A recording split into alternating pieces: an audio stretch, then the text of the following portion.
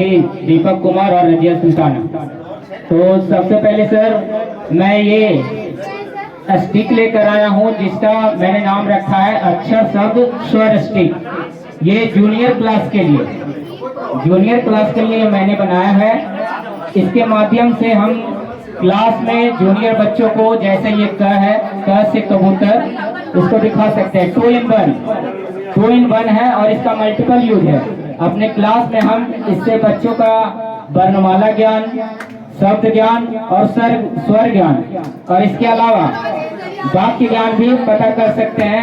जैसे बच्चे को कहेंगे जाओ इसमें से एक वाक्य बनाओ, तो जैसे गाय है घास खाती है, इस तरह से बच्चे बनाकर लाएंगे, है ना। और इसके अलावा अगर हमको जानना है कि किन बच्चों को अक्षर का ज्ञान है कि नहीं, उनको दिखाकर हम ये पूछेंगे कि ये क्या है, तो वो बताएंगे कि ये थ है ना। इसी तरह से हम शब्द के बारे में उससे ज्ञान ले सकते हैं कि ये क्या है।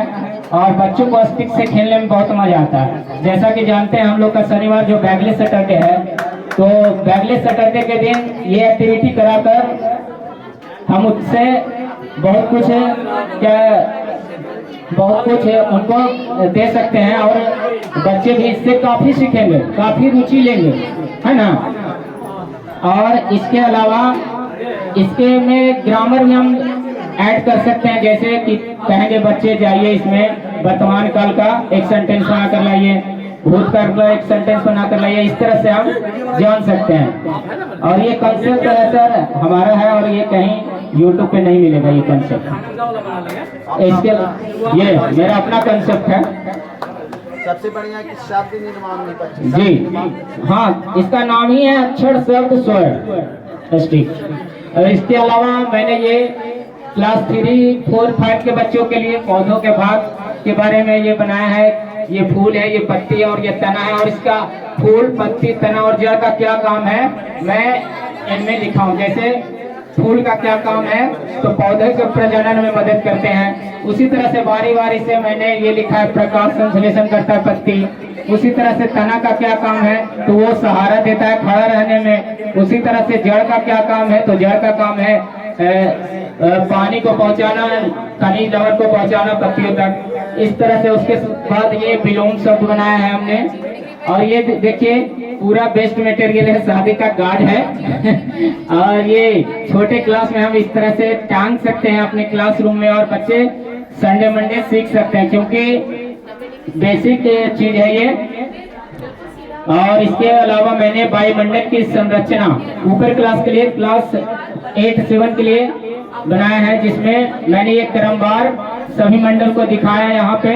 और इसमें मैंने नोट किया है कि किस मंडल में वायुवान उठते हैं, कहाँ पे वर्षा होती है, कहाँ पे तरंग, कहाँ से रिटर्न आती है। इस तरह से मैंने ये बनाया है। तो इसको दिखाकर हम बच्चे से काफी आउटपुट ले सकते हैं उनसे। जी, इसमें दूरी भी दिखाया गया है। और इसके अलावा ये जल चक्र है सर। जल चक्र में दिखाया गया है ये, जैसे ये है बाष्पीकरण। सबसे पहले ये जल और जल का बाष्पीकरण होगा और उसके बाद ये संघनन की क्रिया होगी और फिर अवक्षेपण की क्रिया, यानी बाष्प उठेगा और भाप में बनेगा, फिर वर्षा होगी, फिर वो जमीन पे गिरेगा और फिर उसका अवक्षेपण होगा और उसका फिर संग्रहण होगा, इस तरह से। और ये है मात्रा चक्र है। ये मात्रा चक्र है।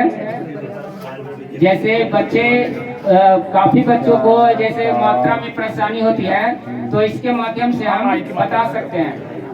जैसे का इस तरह से मात्रा बारी बारी से हम घुमाकर बता सकते हैं।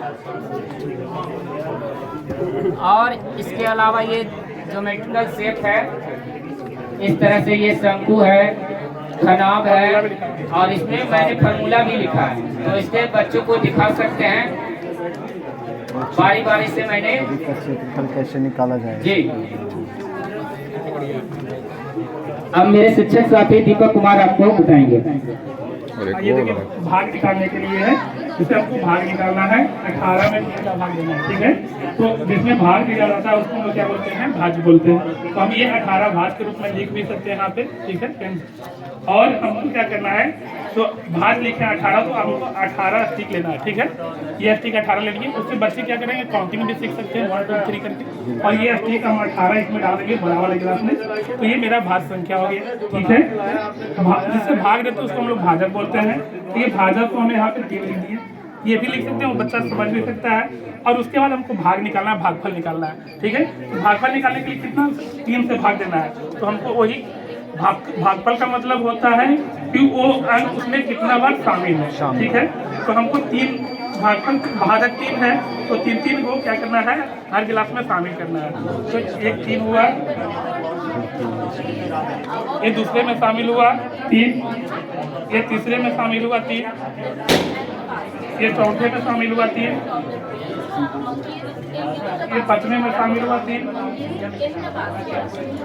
ये 6ठे में शामिल हुआ 3। तो ये मेरा क्या हो गया, ये 6 हुआ, क्या हो गया, भागफल आ गया। अगर हमको ये 19 भागे 3 रहता, ठीक है, 19 भागे 3 रहता, तो ये शेष कितना बच जाता, तो ये मेरा क्या होता है, शेषफल हो जाता है। उसी प्रकार ये एलसीएम निकालने के लिए है, लोवेस्ट कॉमन मल्टीपल निकालने का है। तो इसमें हमको मान लीजिए 12 और 15 का क्या निकालना है, एलसीएम निकालना है। तो यहाँ पे देखिए खाना बना हुआ है, यहाँ पे अगर सेम नंबर आ जाते हैं वो क्या होगा, मेरा एलसीएम होगा। जैसे यहाँ पे 12 15 है, ये मैचिंग नहीं कर रहा है, तो इसको हम आगे बढ़ाएंगे, तो ये आप बढ़ा सकते हैं। तो ये 24 है, यहाँ 15 है, ये भी नहीं मैच कर रहा है, तो नीचे वाला को हम आगे बढ़ाएंगे। यहाँ पे क्या हुआ, 30 हुआ, यहाँ पे 24 हुआ, ये भी नहीं मैचिंग कर रहा है, इसको फिर हम आगे बढ़ाते हैं। 36 हुआ, यहाँ पे 30, ये भी सेम नहीं है, फिर इसको हम आगे बढ़ाएंगे। तो ये 45 हुआ, यहाँ 36, ये भी नहीं मैचिंग कर रहा है, तो इसको हम 48 करेंगे। ये आगे इसी तरह